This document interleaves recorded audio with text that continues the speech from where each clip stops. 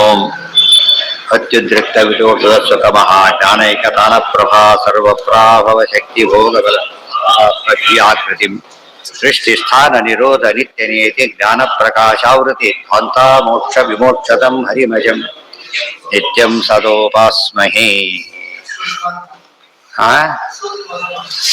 Right, ಯಾವುದು ಬಂತೀಗ? ಭೂಮದಲ್ಲ ಆಯ್ತು. ಈಗ ಭೂಮನೂ ಆಯ್ತು. ಸೃಷ್ಟಿ ಸ್ಥಿತಿ ಸಂಹಾರೋ ಕಷ್ಟ ಪ್ರಸಿದ್ಧ ಎಸ್ ಇದಾಗ್ಬೇಕು. ತಮೇವಂ ವಿದ್ವಾನ್ ಅಮೃತಯ ಭವತಿ ನಾಣ್ಯ ಪಂಥ ಅಯನಾಯ ವಿದ್ಯತೆ. ದೇವರನ್ನು ತಿಳಿದ್ರೆ ಮಾತ್ರ ಮುಕ್ತನಾಗ್ತಾನೆ ಹೊರತು ಇನ್ನೇನ್ ಮಾಡಿದ್ರೆ ಮುಕ್ತನಾಗಕ್ಕೆ ಸಾಧ್ಯ ಇಲ್ಲ. ನಾ ಅನ್ಯ ಪಂಥ ಅಯನಾಯ ವಿದ್ಯತೆ.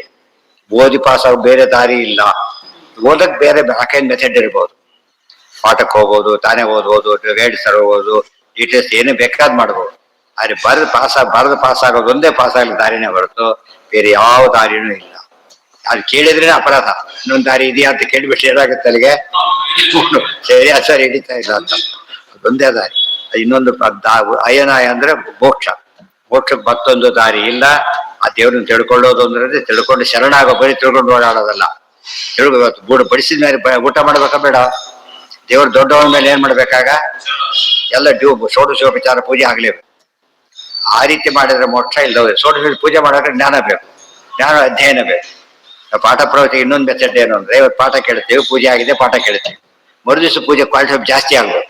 ಈಗ ಜ್ಞಾನ ಜಾಸ್ತಿ ಆಯ್ತಲ್ಲ, ಈಗ ಇವತ್ತು ಜಾಸ್ತಿ ನೋಡ್ಬೇಕಾಗ ಮತ್ತೆ ನಾಳೆ ಇನ್ನೂ ಜಾಸ್ತಿ ಆಗ್ಬೇಕು. ಶ್ರದ್ಧೆ ಅಷ್ಟು ಜಾಸ್ತಿ ಆಗಲಿ ಶುರುವಾಗ.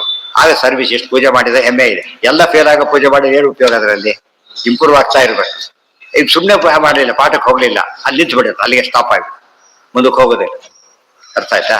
ಯಾವಾಗ ಓದಿ ಮುಗಿಯುತ್ತೆ ಆ ವಿಚಾರ ಬೇರೆ. ಅದಕ್ಕೆ ಪಾಠಕ್ಕೆ ಯಾಕೆ ಪಾಠ ಕೊಟ್ಟರು ಅಂದ್ರೆ, ಪೂಜೆ ಮಾಡ್ತಾ ಕೂತಿರ್ತಾರೆ, ಯಾರು ಪಾಠಕ್ಕೆ ಬರ್ತಾರೆ ಅಂತ ತಿಳ್ಕೊಂಬ. ಪೂಜೆ ನಿಲ್ಲಿಸ್ಬಿಡಿ, ಅಲ್ಲಿ ಪಾಠ ಅವ್ನು ಕಳಿಸ್ಬಿಡಿ. ಯಾಕಂದ್ರೆ ಪಾಠಕ್ಕೆ ಕಾಯ್ದಕ್ಕೆ ಅವ್ನು ಬೇರೆ ಟೈಮ್ ಇಲ್ಲ. ಅವಾಗ ಟೈಮ್ ವೇಸ್ಟ್ ಆಯ್ತು ತಿಳ್ಕೊಂಡ್ಬಿಡ್ಬೇಡಿ. ಗೊತ್ತಾಯ್ತಾ? ಒಬ್ಬನಿಗೆ ಪಾಠ ಹೇಳಿದ್ರೆ 100 ದೇವ್ರ ಪೂಜೆ ಮಾಡಿದ ಪುಣ್ಯ ಬರುತ್ತೆ ಅಂತ ಹೇಳ್ತಾರೆ. 100 ದೇವ್ರ ಪೂಜೆ ಒಬ್ಬನಿಗೆ ಪಾಠ ಮಾಡಿದ್ರೆ. ಪಾಠ ದೇವ್ರ ಪೂಜೆ ಕ್ಯಾನ್ಸಲ್ ಮಾಡಬಾರ್ದು. ಮತ್ತೆ ಅದಕ್ಕೆ ಯಾಡ್ ಆಗ್ಬೇಕು. ಗೊತ್ತಾಯ್ತಾ? ಇದು ಭಾರಿ ಮುಖ್ಯ. ಟಿಕೆಟ್ ಇದನ್ನ ತಗೋತಾರಲ್ಲ, ಲಾಟ್ರಿ ಇಟ್ಟಿರ್ತಾರೆ. ಟಿಕೆಟ್ ತಗೊಂಡ ಲಾಟ್ರಿ ಎಕ್ಸ್ಪೆಕ್ಟ್ ಮಾಡಿದ್ರೆ ಆಗೋ ಹಾಗೆ. ಟಿಕೆಟ್ ತಗೊಂಡವ್ರಿಗೆ ಲಾಟ್ರಿ ಹೊರತು ತಗೋದೆ ಟಿಕೆಟ್ ತಗೋದಿದ್ದವ್ರಿಗಲ್ಲ. ಪೂಜೆಗೆ ಯಾಕೆ ಕಂಪೇರ್ ಮಾಡ್ತಾರೆ ಅಂದ್ರೆ ದೊಡ್ಡದು ಅಂತ. ಪಾಠ ಪ್ರವಚನ ಎಷ್ಟು ದೊಡ್ಡದು ಅಂದ್ರೆ ದೇವ್ರ ಪೂಜೆ ಮಾಡೋಕ್ಕಿಂತ ದೊಡ್ಡದು. ನೀವು ನಿಲ್ಲಿಸಿದ ಪಾಪ ಬರಲಿಲ್ಲ, ಭಂಗ ಆಗಿ ಬೇರೆದಕ್ಕೆ ಭಂಗ ಆಗುತ್ತೆ. ಇದು ಭಂಗ ಆಗದೆ. ಇನ್ನೂ ಬೆಟ್ರ್ ಕೆಲಸ ಮಾಡ್ತೀರಲ್ಲ, ಭಂಗ ಆಗದೆ. ಇದೆಲ್ಲ ಜನಕ್ಕೆ ಹೇಳಿದ್ರೆ ಯಾರು ಬಿಡೋದಿಲ್ಲ. ಪಾಠ ಪ್ರವಚನ ಯಾರು ಬಿಡೋದಕ್ಕೆ ಹೋಗೋದಿಲ್ಲ. ಇದು ವೇಸ್ಟ್ ಆಫ್ ಟೈಮ್ ಅಂತ ಹೇಳಿಬಿಟ್ರೆ ಯಾರು ಬರೋದಿಲ್ಲ. ಅಥವಾ ಇದು ಏನೋ ಸುಮ್ಮನೆ ಅಡಿಷನಲ್ ಅಂತ ತಿಳ್ಕೊಬಾರ್ದು. ಬೇಸಿಕ್ ಇದೆ ಆಕ್ಚುಲಿ.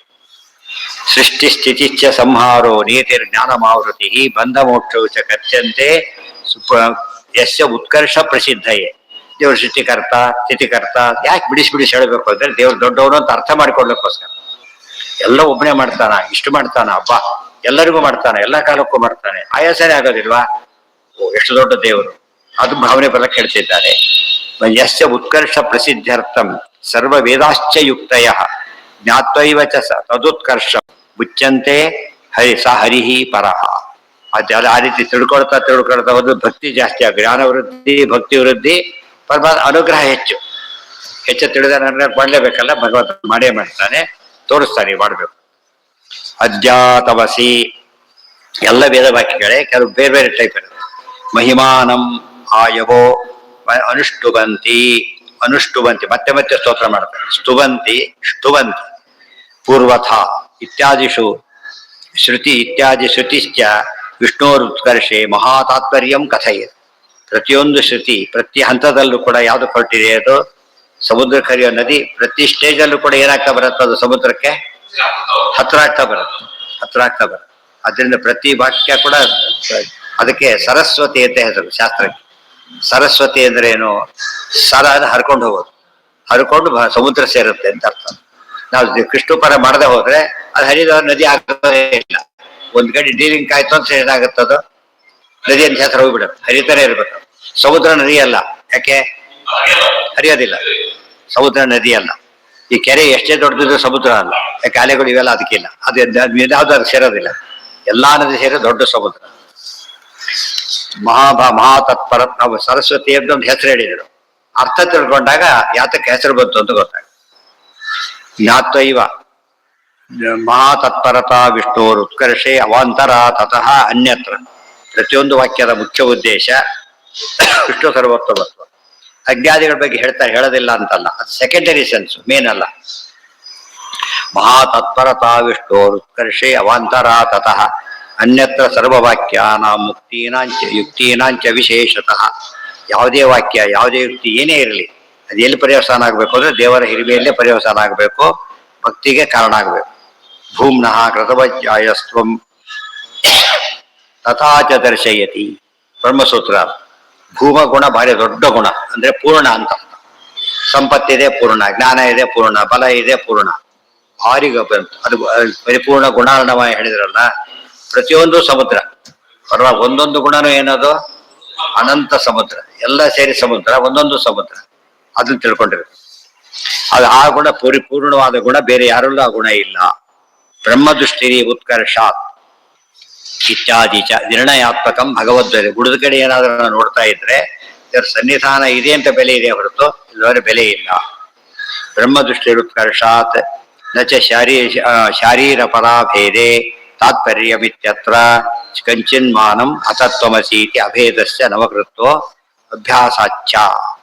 ನಚ ಶಾರೀರ ಪರಾಭೇದೆ, ಪದ ಅರ್ಥ ಕಷ್ಟ. ಶಾರೀರ ಪರಾಭೇದೆ, ಶಾರೀರ ಪರ ಅಂದ್ರೆ ಶಾರೀರ ಅಂದ್ರೆ ಶರೀರದ ಜೀವ, ಪರ ಅಂದ್ರೆ ಪರಮಾತ್ಮ. ಅವರಿಬ್ರು ಒಂದೇ ಅಂತ ಹೇಳ್ತೀಯಲ್ಲ, ಅದಕ್ಕೆ ಅರ್ಥ ಎಲ್ಲೂ ಇಲ್ಲ, ಆ ಅರ್ಥ ಎಲ್ಲೂ ಹೇಳಿಲ್ಲ ಅಂತ ಹೇಳಿ. ಶಾರೀರ ಪದ ಹೊಸ ಪದ ಇದೆ. ಬ್ರಹ್ಮಸೂತ್ರಗಳಿಗೆ ಶಾರೀರಿಕ ಸೂತ್ರ ಅಂತಾನೆ ಹೆಸರಿದೆ. ಸಾಮಾನ್ಯವಾಗಿ ಬೇರೆಯವರು ಹೆಚ್ಚಾಗಿ ಕರೆಯೋರೆಲ್ಲ, ವಿಶೇಷವಾದ ಅದ್ವೈತದಲ್ಲಿ ಕರೆಯೋರೆಲ್ಲ ಶಾರೀರಿಕ ಸೂತ್ರ ಅಂತಾನೆ ಕರೀತಾರೆ. ಅದು ತಪ್ಪಲ್ಲ. ಯಾಕೆಂದ್ರೆ ಅವರ ಒಂದು ಬೇರೆ ಆಯ್ತಾನೆ. ಅವ್ರ ಅರ್ಥ ಏನ್ ಮಾಡ್ಕೊಂಡ್ರು ಅಂದ್ರೆ, ಶರೀರದಲ್ಲಿ ಜೀವ ಇದ್ದಾನೆ, ಅವನ ಬಗ್ಗೆ ಹೇಳೋ ಸೂತ್ರ ಅಂತ ಅರ್ಥ ಮಾಡ್ಕೊಂಡ್ರೆ ತಪ್ಪು. ಶರೀರದಲ್ಲಿ ಜೀವಾಗ್ಲಿರೋದು ಯಾರು? ದೇವರು. ದೇವರಿದ್ದಾರೆ ಅಂತ ನಾವು ಇರ್ಲಕ್ಕಾಗಿದೆ ಅಷ್ಟೇ. ದೇವ್ರ ಹೊತ್ತಷ್ಟು ಅವ್ರ ಪರಿವಾರದವ್ರು ಎಲ್ಲಿವರೆಗೂ ಬೆಲೆ, ಅವ್ರು ಹೊರಗೆ ಹೊರಟ ಹೋಗಿಬಿಡ್ಬೇಕು, ಇರ್ಲಕ್ಕಾಗೋದಿಲ್ಲ. ಸ್ವಾಗತಕ್ಕೂ ಅವ್ರು ಬರಬೇಕು, ಗೊತ್ತಾಯ್ತಾ? ಅವ್ರು ಹೋದ್ಮೇಲೆ ಇವ್ರು ಕೇಳೋದಿಲ್ಲ. ನೀವು ಬೇಗ ಹೋಗಿ ಯಾವಾಗ ಹೋಗ್ತೀರಿ ಅಂತ ಕೇಳ್ತಾರೆ, ಗೊತ್ತಾಯ್ತಾ? ದೇವ್ರು ಬಿಡಿಸ್ಬಿಡ್ತಾರೆ. ಅದಕ್ಕೆ ಮುಖ್ಯ ಶಾರೀರ ಯಾರು? ದೇವ್ರ ಮನೆ ಅಂತ ಕರಿತೀವಿ. ದೇವ್ರೊಂದೇ ಇದ್ದಾರಾ? ಯಾರ್ಯಾರಿದ್ದಾರೆ ಅಲ್ಲಿ? ದೀಪ ಬೇಕಾಷ್ಟು ಪದಾರ್ಥಗಳಿವೆ, ಆದ್ರೂ ಕೂಡ ಕರೆಯೋದೇ ದೇವ್ರ ಮನೆ ಅಂತ ಕರೀತಾರೆ. ನಮ್ಮ ಶರೀರ ಹಾಗೆ ದೇವರ ಮನೆ ಇದೆ. ನಮ್ಮ ಶರೀರನೇ ದೇವ್ರ ಮನೆ ಬಿಡಿ, ನಮ್ಮ ಶರೀರನೇ ದೇವ್ರ ಮನೆ. ಇದಿಷ್ಟು ದೇವ್ರ ಗುಡಿ, ಹೃದಯ ಗರ್ಭಗುಡಿ, ಗೊತ್ತಾಯ್ತಾ? ಅಲ್ಲಿ ಕಮಲ, ಅಲ್ಲಿ ದೇವರಿರ್ತಾರೆ, ಚೇಂಬರ್ ಇರ್ತಾರೆ. ಎಲ್ಲಾ ಕಡೆ ದೇವರಿದ್ದ ಮೇಲೆ ಹೃದಯದಲ್ಲಿ ಯಾಕೆ ಪೂಜೆ ಮಾಡಬೇಕು ಅಂತ ಕೇಳ್ತಾರೆ. ಇವ್ ಕಾಲೇಜ್ ಪ್ರಿನ್ಸಿಪಾಲ್ ಎಲ್ಲಾ ಕಡೆ ಓಡಾಡೋದಿಲ್ಲ, ಚೇಂಬರ್ ಕೂತಿರ್ತಾರೆ. ಬಟ್ ಎಲ್ಲಾ ಕಡೆ ಅದ್ರ ರೋಲ್ ಇದ್ದೇ ಇದೆ. ಅದು ಪರಮಾತ್ಮ ಎಕ್ಸಾಂಪಲ್ ಅಷ್ಟೇ. ಅದು ಎಲ್ಲ ಕಡೆ ಇರೋಕೆ ಸಾಧ್ಯ ಇಲ್ಲ. ಅವರು ದೇವ್ರು ಎಲ್ಲ ಕಡೆ ಇರ್ತಾನೆ, ವಿಶೇಷ ಸನ್ನಿಧಾನ ಇಟ್ಟಿರ್ತಾನೆ. ಇವೆಲ್ಲ ತಿಳ್ಕೊಂಡು ಶಾರೀರ ಶಬ್ದ ಒಳ್ಳೆ ಪದ. ಶ್ರೀಕಾರ ಸುಧಾದಲ್ಲೇ ಬರೀತಾರೆ, ಶಾರೀರಿಕ ಸೂತ್ರ ಅಂತ ಹೆಸರಿದೆ, ಅದು ಈ ಅರ್ಥ ಮಾಡ್ಬೇಕು, ಆ ಅರ್ಥ ಅಲ್ಲ ಅಂತ ಹೇಳ್ತಾರೆ. ಗೊತ್ತಾಯ್ತಾ? ಶಾರೀರಕ ಶರೀರಕ ಅದು ಎರಡರ್ಥ. ಶರೀರ ಇರೋರು ಯಾರು ಅಂತ ಪ್ರಶ್ನೆ. ಈಗ ಜೀವ ಇದ್ದಾನೋ ದೇವರಿದ್ದಾನೋ ಅಂತ ಪ್ರಶ್ನೆ. ದೇವರಿದ್ದಾನೆ ಅಂತ ಜೀವ ಇಡ್ಲಕ್ ಸಾಧ್ಯವಾಗಿದೆ ಅಂತ ಹೇಳ್ತಾ, ಯಾರು ಶರೀರ ಇದು? ದೇವ್ರು. ಮಠದಲ್ಲಿ ಕೂತಿದ್ರು ನಮ್ಮ ಮಠದಲ್ಲ, ಸ್ವಾಮಿಗಳದು ಅಂತ ಹೇಳೋದಿಲ್ಲ, ನಮ್ಮದಲ್ಲ ಇದು. ಈ ನಮ್ಮನೆ ಬೇರೆ, ಇನ್ನೊಬ್ಬರ ಕೂತಿದ್ದೇನೆ ಅಷ್ಟೇ. ಆ ರೀತಿ ನಾವು ಕೂತಿರ್ಬೇಕು. ತಾನ್ಯಾರೋ, ತನ್ನ ದೇಹವ್ಯಾರೋ, ಓನರ್ಶಿಪ್ ನಮಗಿಲ್ಲ. ಒಂದು ಬಾಡಿಗೆ ಕೊಟ್ಟವನು ಓನರ್ಲಿ ಇರೋಲ್ಲ, ಬಾಡಿಗೆ ಕೊಟ್ಟಾಗ ಇರಬಾರ್ದು ಕೂಡ. ದೇವ್ರು ಹಾಗಲ್ಲ. ನೀವು ಶರೀರ ಕೊಟ್ಟು ಏನ್ ಮಾಡ್ತಾನೆ, ಜೊತೆಗೆ ನಮ್ಮ ಜೊತೆಗೆ ಇರ್ತಾನೆ, ವಿಶೇಷವಾಗಿರ್ತಾನೆ. ಅಲ್ಲಿಗಿರ್ಲಿ, ನಾಳೆ ಬಂದಿರ್ತಾರೆ. ಸರ್ವೇಂದ್ರಿಯ ಪ್ರೇರಕೇನ ಶ್ರೀಪ್ರಾಣಪತಿನೇರಿತಃ ಯದವೋಚಮಹಂ ತೇನ ಪ್ರೀಯತಾಂ ಸುಮನಾಲಯಃ.